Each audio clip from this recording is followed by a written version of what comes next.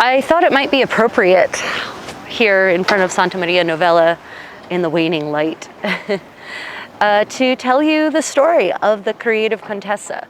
So some of you know me as Rachel Lorenz, others of you know me as Judith de Northumbria, some of you just know me as the Contessa, and that's fine. I'm all of those people.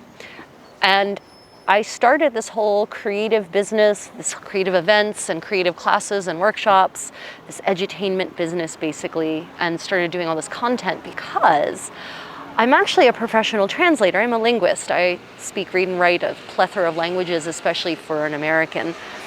But here's the reality.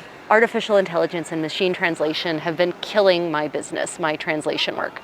As a freelance translator, I'm earning, adjusting for inflation, the same now that I was in 2007 because companies don't want to pay as much as they used to. In fact, they want to pay almost nothing.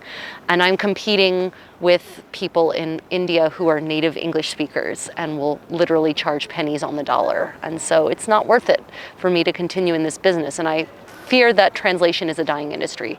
I don't think it will take me through to retirement, not in my language pairs. If I spoke something exotic fluently, I mean, like Mandarin, well, exotic, like Mandarin or Korean well enough to actually be a translator, I might be able to get through, but not with my European languages. Too many people speak them and they're too easy for machines to figure out. So I then thought about, well, let's start again from scratch. After all these years of becoming a super experienced, well-honed, finely crafted translator, investing 30 years of my life nearly into mastering languages well enough to do this, foreign languages well enough to do this, and my own language actually.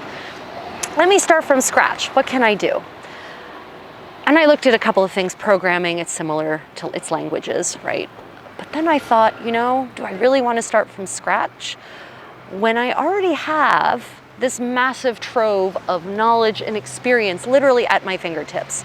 Meanwhile, while I've been doing translation and editing work all my adult life, and actually from college on up, I've also been researching and teaching myself and learning historical handcrafts and also modern handcrafts and historical dance and historical costuming. And so I've put a lot of effort into that to the point where I really do feel that I have mastery level of those subject areas, and cooking as well, modern and historic.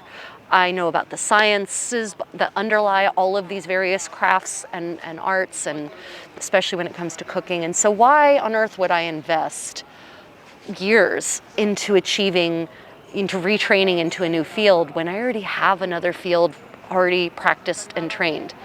And also, I've been gaining experience teaching in all of those subjects for years for free, volunteering through various reenactment organizations. So I thought, you know what? There are all these experience companies, these sip and paint sort of businesses cropping up. Well, why can't I do a sip and do company? And I'll call it the Creative Contessa. And I will share my knowledge and love and passion and creativity with people and try to inspire them.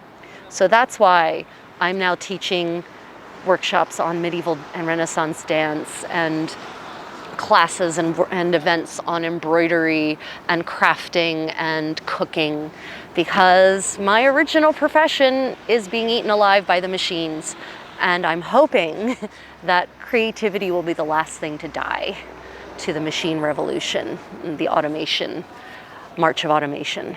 So hence you now have the Creative Contessa. I hope you enjoy the content and events that I can offer you. So, until then, stay creative.